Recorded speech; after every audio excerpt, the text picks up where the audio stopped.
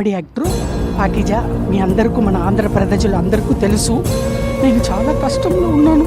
తినడానికి కూడా వీలు లేదు. ఒక తమిళనాడులో ఎవరు నన్ను పట్టించుకోలేదు.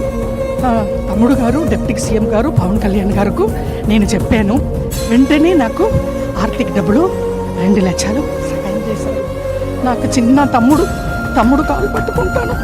ఏలేళ్ళ జన్మానికి తమ్ముడు డిప్యూటీ సీఎం మర్చిపోను.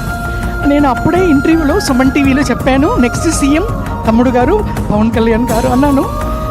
తమ్ముడు గారికి చాలా పెద్ద గొప్ప మనసు. నేను తమిళనాడులో పుట్టి పెరిగి ఆల్రెడీ అన్నయ్య, చిరంజీవి అన్నయ్య, నాగబాబు అన్నయ్య, మెగా పవర్ స్టార్ ఫ్యామిలీ, ఇప్పుడు వాళ్ళు ఫ్యామిలీతో నేను బతుకుతున్నాను. నేను తిన్న ఆ భోజనం, నేను కట్టుకున్న చీరలు ఆ వదిన గారు ఇచ్చారు. అన్నీ మెగా పవర్ స్టార్ ఫ్యామిలీ అని డిప్యూటీ సీఎం పవన్ కళ్యాణ్ గారు వెంటనే, నేను నిన్ననే చెప్పాను, ఈవేళ పిలిచి 2 lakhs డబ్బులు ఇచ్చారు, ఆర్థిక సహాయం.